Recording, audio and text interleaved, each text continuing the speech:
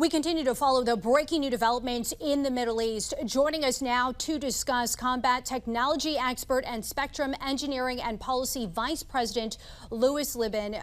Talk to me first about the weaponry used on both sides here, Louis.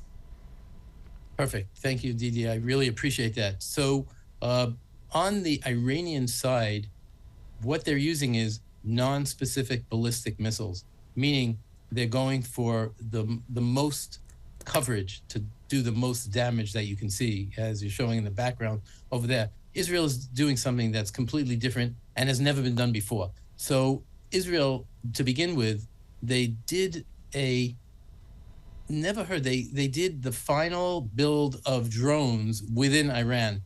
It was a decapitation strike that eliminated the enemy threat, the nuclear facilities, the intelligence gathering, the precision, the actual scientists.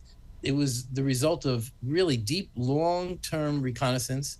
Israel didn't make use of their own fifth column except through some of the people, but they also have done completely new weapons that have never been used before, something called effects-based operations. The strike was planned to disrupt the logistics and the morale of the Iranian people rather than just simply destroying targets and killing people. Right. Some of it was intended to neutralize Iranian C-3 nodes. But the most amazing weapons that we use are AI related. We all talk about AI. AI was applied in a major role. In one portion that they did, they formed mosaic warfare, which is a disaggregated semi-autonomous system using drones, satellites, sensors. They all work in an ad hoc combination. It is a new type of warfare that they're navigating right now.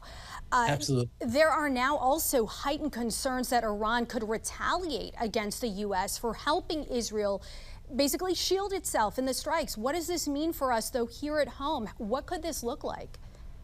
So it could get pretty messy in the United States because we already have our own issues that we're dealing with right now.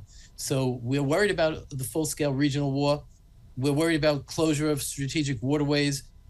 Within the U.S., escalation of terrorism, cyber attacks, collapse of fragile states, not in the U.S., but the ones nearby in the Middle East, Lebanon, Iraq, Syria arena, diplomatic shifts and alignments. We don't want the U.S. to make enemies of everyone.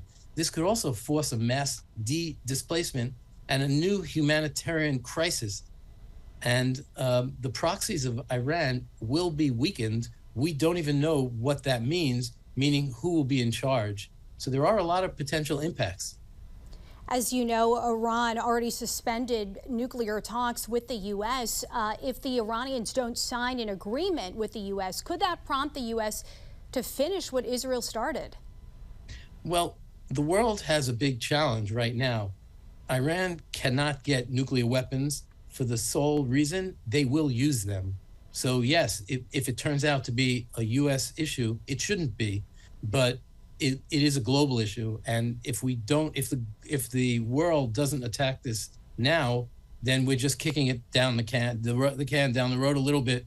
And without the U.S. support, as we know, the risk of escalation increases. So the worst case, of course, is this nuclear brinksmanship. And the U.S. Army wargaming suggests that once this nuclear threshold is crossed, retaliation becomes more imaginable, even nuclear. So we're pretty scared out there. It is alarming, as well as the timing of all of this, raising concerns. Louis Libin, also part of One Media. We greatly appreciate your time tonight on the National News Desk. Anytime, my pleasure.